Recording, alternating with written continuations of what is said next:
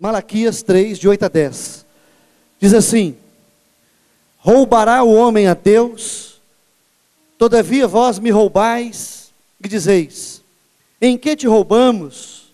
Nos dízimos e nas ofertas. Com maldição sois amaldiçoados, porque a mim me roubais, vós, a nação toda.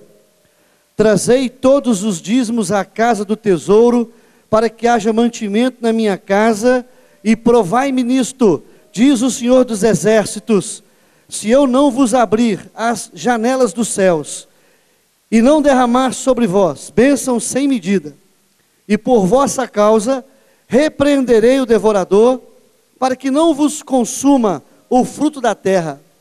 A vossa vide no campo não será estéril, diz o Senhor dos Exércitos. Todas as nações vos chamarão felizes, porque vós sereis uma terra deleitosa, diz o Senhor dos Exércitos.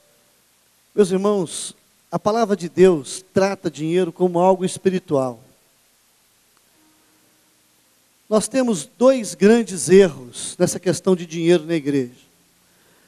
O primeiro erro é quando a igreja fala muito a respeito do dinheiro, não para ensinar, não para abençoar, mas para tirar proveito da situação, para explorar a boa-fé de muita gente. Infelizmente, esse erro existe. Você vai na igreja, é o culto inteiro falando do dinheiro. E as pessoas já ficam assim, arredias. Eu creio que isso é pecado. E pecado grave, porque trata de um assunto espiritual, de uma forma leviana, de uma forma doente, de uma forma infeliz. Que quando o assunto é tratado seriamente, as pessoas já ficam assim, já vem aquele assunto. Outro erro na igreja é quando não se fala nada a respeito do assunto, porque existem os charlatães, existem os exploradores da fé, e por causa disso, a gente fica silêncio, não ensina, não fala, para não dar constrangimento. É um pecado, é um erro fatal, porque infelizmente muitas pessoas deixam de ser abençoadas de uma forma equilibrada, de uma forma real, como a palavra de Deus ensina. Meus amados, Jesus, ele falou no Novo Testamento, 90 vezes sobre dinheiro. 107 versículos do Sermão do Monte, 22 falam em dinheiro. Das 49 parábolas que ele ensinou, 24 falam sobre dinheiro. Jesus ficava perto do gasofilácio e observava os sacerdotes, os escribas, fariseus, os levitas. Ele observava a oferta de cada um, tanto que ele observou e viu que os ricos davam o que sobrava. A viúva pobre deu todo o seu sustento. Ele viu isso, ensinou e começou a falar sobre a questão financeira. Algo espiritual que deve ser ensinado na igreja, mas de uma forma séria. A palavra de Deus diz que Judas traiu Jesus por causa do dinheiro. Ananias e Safira morreram por causa do dinheiro. Muitas pessoas por causa do dinheiro, muitos casais se separam, muita briga, muito descontentamento, muita avareza, muito desequilíbrio. Muita gente que julga os outros pelo dinheiro, dá um passo maior do que a perna. Tem muita gente com o nome sujo na praça. Tem gente que por causa do dinheiro desfaz a família, porque trabalha tanto que não tem tempo nem para Deus, nem para ele, nem para nada.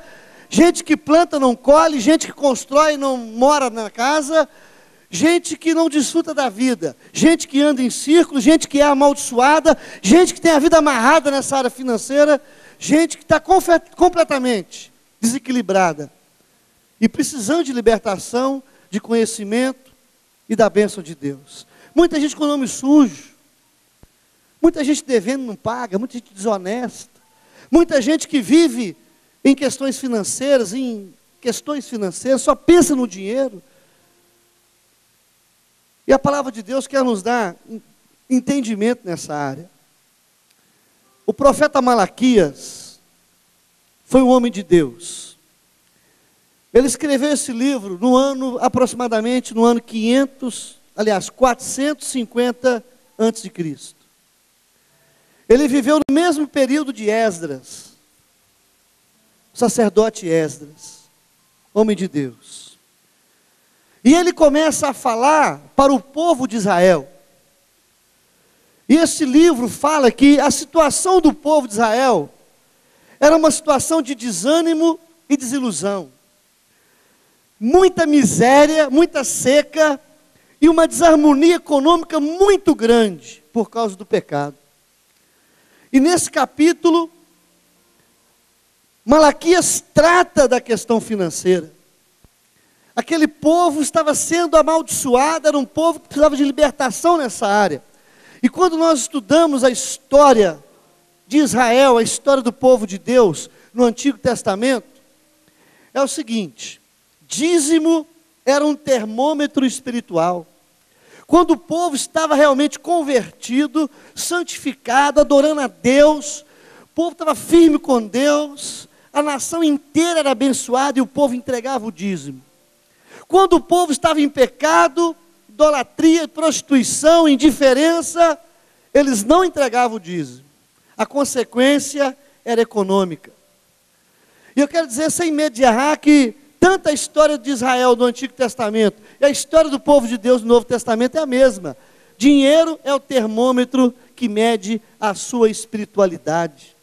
Não estou dizendo em questão de ser rico ou ser pobre, é ser vitorioso, equilibrado, contente e sabe, nessa área, desfrutar e entende o propósito de Deus. E encara o dinheiro como algo espiritual na sua vida. Você pode ter certeza, espiritualmente falando, o dinheiro é termômetro espiritual da sua vida. E eu quero falar rapidamente sobre o seguinte tema: por que que nós devemos entregar o dízimo a Deus? Por que que a Bíblia ensina isso? Quais são as respostas? Será que Deus precisa de dinheiro da gente? Meu amado, o dinheiro Deus pede para provar você. É muito mais Deus trabalhando conosco, mostrando quem nós somos, o que nós precisamos, e é um termômetro que Ele chega para você e mostra quem você é, e onde é a dor do seu coração, e onde está o teu coração. E de acordo com esse texto, nós temos aqui algumas respostas a essa pergunta: por que devemos entregar o dízimo a Deus? Primeiro, é porque nós não podemos ficar com aquilo que não nos pertence, porque o dízimo pertence a Deus. Está registrado no versículo 8, Deus fala assim: roubará o homem a Deus? Todavia vós me roubais e dizeis: em que te roubamos? E Deus fala: nos dízimos e nas ofertas. A palavra de Deus diz que nós não podemos reter aquilo que não nos pertence. E Deus fala: o dízimo é meu, deve ser devolvido. Agora, Deus te manda repassar o que Ele te deu. Deus não manda você fazer sacrifício, dar tudo. Porque tem igreja aí que é banco, né? Tem igreja aí que não é igreja coisa nenhuma, é agência bancária. Você vai lá, até o seu passagem de ônibus, eles catam para ele também. Mas aqui hoje, eu quero falar de forma séria, equilibrada, que o dízimo é de Deus, não pode ser retido, tem que ser entregue, mas é algo que o Senhor já colocou nas suas mãos. Ele quer simplesmente que você repasse, que seja um canal desobstruído nessa área. Só isso que Ele quer. Porque o dinheiro Ele já nos dá. Ele fala: ó, repasse, me devolva aquilo que eu te dei, seja canal, seja dependente de mim nessa área, seja uma pessoa realmente convertida. Meus amados, quando a pessoa, ele não retém aquilo que não é dele, é porque ele é honesto, ele é transformado e ele é convertido. Uma pessoa que é fiel a Deus é fiel ao próximo. Quem é infiel a Deus, quem rouba de Deus, ele rouba de qualquer pessoa, ele não é digno de confiança. E ele precisa de uma transformação nessa área, de converter nessa área, de ser liberto dessa área. Então, o primeiro motivo pela qual nós entregamos o dízimo, nós não pagamos dízimo, nós devolvemos aquilo que já é de Deus, nós repassamos aquilo que Ele já nos concedeu. Em segundo lugar, nós entregamos o dízimo, é porque nós amamos a Deus, cremos na Sua palavra, e obedecemos aquilo que Ele ordena. Lá no versículo 10 fala assim: trazei todos os dízimos à casa do tesouro. Os dízimos, à casa do tesouro. Quem está mandando é Deus. Quem está ordenando é o Senhor. E quem obedece somente o seu povo. Porque ama Deus. E quem ama Deus obedece a sua palavra. De todo o coração. Então o dízimo deve ser devolvido. Primeiro, porque nós não podemos reter o que não é nosso. Segundo, porque nós cremos em Deus, na sua palavra, e nós o amamos. E por causa disso, nós repassamos. Somos um canal desobstruído. Nós somos usados por Deus nessa área, que é espiritual também. É um grande privilégio. Meus amados, a hora do dízimo, da oferta, é um momento de gratidão, de adoração, de alegria, de declarar quem é o seu Deus e declarar quem você é verdadeiramente e aonde está o teu coração. É um momento solene, momento decisivo, momento de declaração de fé, de profissão de fé e dizer quem é meu Deus. E Jesus fala que existe, ou você ama Mamon ou Deus, ou você segue um ou segue o outro, porque Jesus fala que o dinheiro é um Deus. Para muita gente é um Deus, para ser adorado. Pessoas fazem tudo por causa do dinheiro, se matam por causa do dinheiro, mas esquece que é algo espiritual. E aos seus amados o Senhor dá enquanto dorme. E a palavra do Senhor diz também, em terceiro lugar, nós temos que entregar o dízimo, porque a palavra do Senhor diz no verso 10, trazer os dízimos à casa do tesouro, para que haja mantimento na minha casa. Meus irmãos, nós entregamos o dízimo a Deus, devolvemos a Deus, porque nós amamos não só a Deus, mas amamos a igreja, amamos a casa do Senhor, aonde Ele fala ao nosso coração, onde a gente tem a comunhão, temos crescimento, desenvolvemos o nosso trabalho, pessoas são abençoadas, temos obra missionária, evangelística, social, temos vários desafios, vários empreendimentos, e nós notamos, e nós sabemos, e nós nos preocupamos com a casa de Deus, e queremos fazer o melhor, não apenas com a casa de Deus e o reino de Deus, mas o propósito do ministério que Deus tem para a igreja. Queremos realizar os sonhos de Deus, queremos sustentar essa causa, queremos nos colocar na brecha. É por isso que entregamos e devolvemos o dízimo, porque Deus manda, porque Deus nos esclarece a respeito disso, e é um grande privilégio nosso. Em quarto lugar, então nós vimos aqui, irmãos, primeiro, não podemos ficar com aquilo que não é nosso. Segundo, amamos Deus, cremos na palavra e obedecemos. Terceiro, amamos a igreja, nos comprometemos com ela, queremos o melhor, queremos saber qual é o desafio, queremos ajudar, queremos cooperar, porque isso faz parte da nossa vida espiritual. E é espiritual, irmãos. Em quarto lugar, porque quando nós entregamos o nosso dízimo a Deus, nós temos experiência e testemunho forte nessa área tão importante da nossa vida. Olha o verso 10, o Senhor fala assim: provai-me nisto, se eu não vos abrir as janelas dos céus e derramar sobre vós bênção sem medida. Meus amados, nós entregamos o dízimo a Deus, porque o Senhor nos alcança com tanta sorte de bênção. O Senhor nos alcança, o Senhor nos abençoa, Ele abre portas, Ele fecha portas. Ele derrama sobre nós bênçãos sem medida, e todo aquele que é fiel, ele tem testemunho para contar, ele tem experiência, ele já provou e viu que o Senhor é fiel, que o Senhor é bom, Ele zela pela sua palavra, e ela se cumpre, e Deus cuida de nós. Em quinto lugar, nós entregamos o nosso dízimo ao Senhor Deus, nós devolvemos, para não ser amaldiçoado, porque nós não somos amaldiçoados, porque a palavra de Deus diz em Malaquias, lá no verso 9, com maldição sois amaldiçoados. Malaquias está dizendo para a igreja, vocês estão sendo amaldiçoados, porque vocês são infiéis, são miseráveis, há seca na terra, a morte, a fome, a miséria, a desemprego, nada acontece, porque Deus tirou a mão, Deus entregou você a você mesmo. Maldição é quando Deus te entrega para você mesmo, e quando Deus tira a mão, o diabo coloca as suas patas, para matar, para roubar, para destruir, porque no versículo seguinte, Malaquias diz, inspirado pelo Espírito Santo: repreenderei o devorador por amor de vós. Eu entrego o meu dízimo e minha oferta, porque Deus me dá proteção, me dá segurança, Ele é meu escudo, para que o diabo não coloque as suas patas na minha vida, para que o diabo não amaldiçoe a minha empresa, os meus negócios e a minha vida financeira. Porque é espiritual, coloco diante de Deus e o adoro nessa área, e confio nele, dependo dele, creio nele, e as bênçãos me alcançam. Elas me alcançam, elas me acompanham. Mas tem gente que não tem testemunho, tem gente que é amaldiçoado mesmo, é descontente, dá o passo maior que a perna, é uma pessoa que nunca se contenta com aquilo que Deus já deu, as portas estão fechadas, é uma pessoa desiludida, descontrolada nessa área, infeliz, totalmente descontente, nunca está satisfeito com aquilo que Deus deu, uma pessoa confusa, uma pessoa sem visão, sem direcionamento.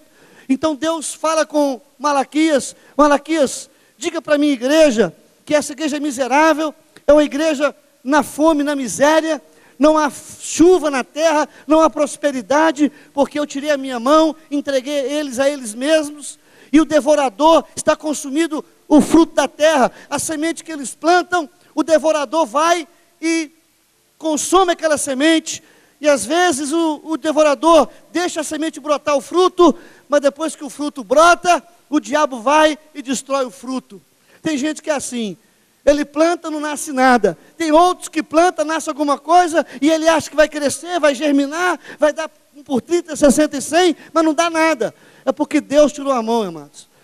Quando Deus tira a mão é o seguinte: então você vai colher aquilo que você plantar de acordo com a sua vida, e não com a intervenção do milagre de Deus, da sua graça e da sua misericórdia, que realmente pode sustentar a nossa vida. Só Deus pode nos sustentar, só Deus que pode te dar segurança, só Deus pode te dar saúde, segurar seu emprego, a sua empresa, seus negócios. É dele que é o controle do universo e de toda a nossa vida.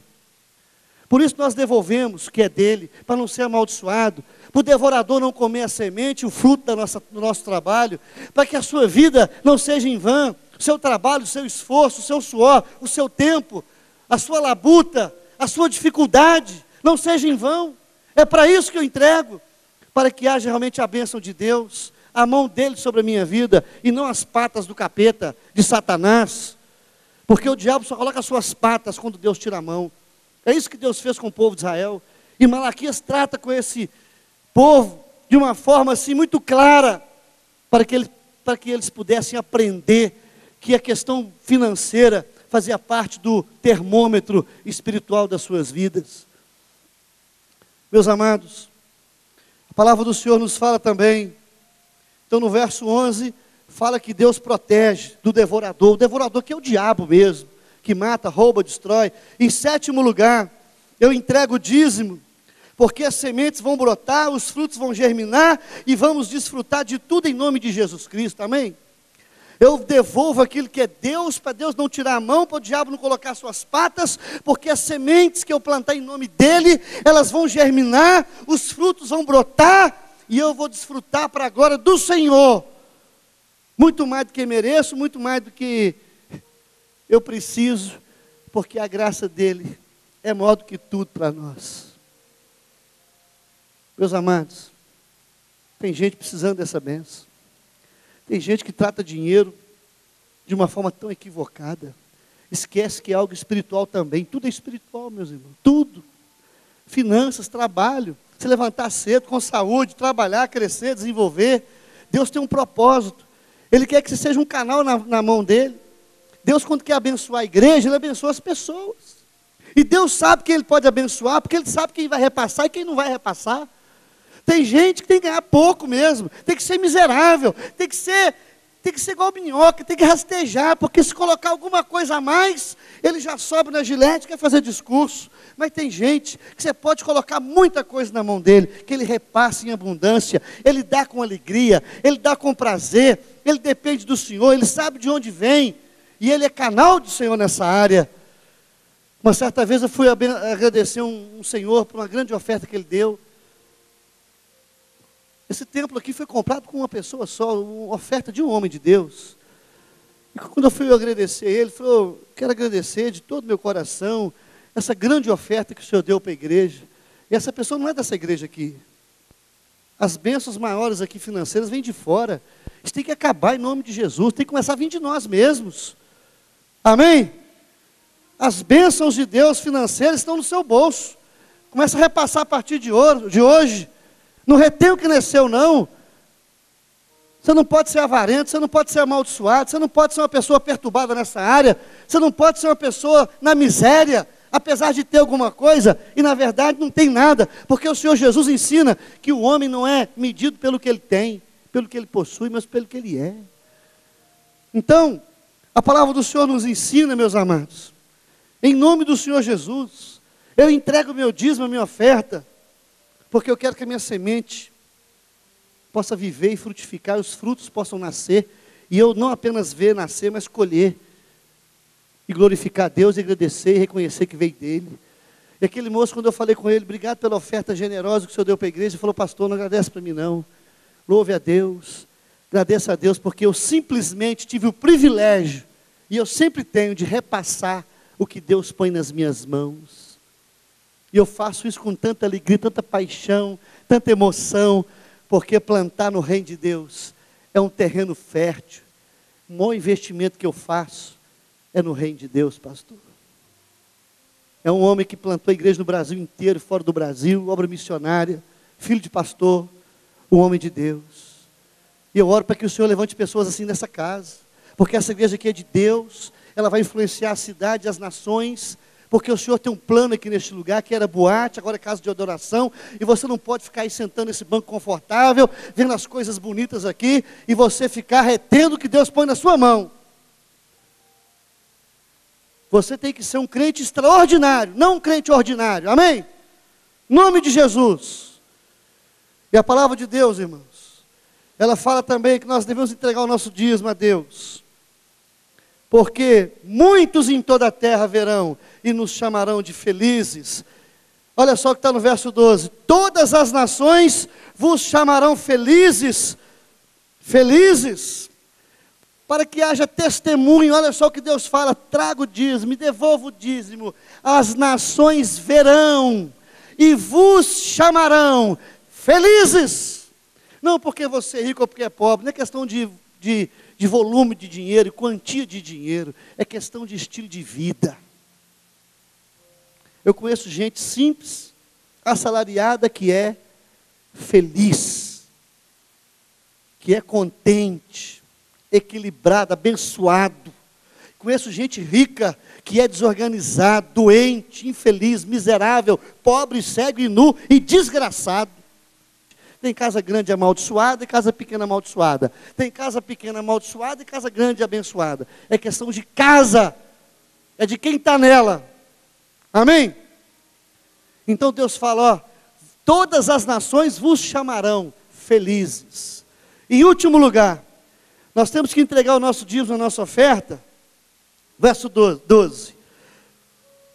Vós sereis uma terra deleitosa. Uma terra deleitosa, prazerosa. O que é uma terra deleitosa? Alguém pode falar aí? Pode falar alto aí? Eu moro numa terra deleitosa, mana leite e mel. Uma terra produtiva. Não é estéril, não é seca, não é doente, não é feia, é bonita, é deleitosa. É frutífera. É abençoada em nome de Jesus. Há contentamento, a vitória nessa área, a fidelidade, a bênção de Deus, a confiança, a esperança. Nós não podemos reter aquilo que não é nosso. Nós temos que amar mais a Deus, a sua palavra, e obedecer e crer, depender dEle, amar a igreja, ter mais experiência nessa área, provar e ver que Ele é bom, Ele abre janelas e portas. Você não pode ser mais amaldiçoado, tem que ser protegido pelo Senhor. A sua semente tem que brotar, nascer, o fruto tem que germinar. Todos têm que ver que você é abençoado e não avarento. Eu creio que é assunto espiritual, irmãos. Deus quer te abençoar nessa área, Deus quer te ensinar, Deus quer te prosperar. Deus quer te dar contentamento, Deus quer te dar equilíbrio, Deus quer te fazer um canal desobstruído nessa área, Deus quer te dar paz no seu trabalho, na sua empresa, nos seus negócios. Ele quer que você faça aquilo que você tem paixão, que você goste. O seu trabalho não pode ser algo escravo, algo que te torne infeliz. Tem que ser algo prazeroso. Deus quer abençoar o seu trabalho, o fruto do seu trabalho, a sua profissão, os seus negócios. Faz parte do reino. É interesse de Deus colocar a mão. Nunca é interesse de Deus tirar a mão.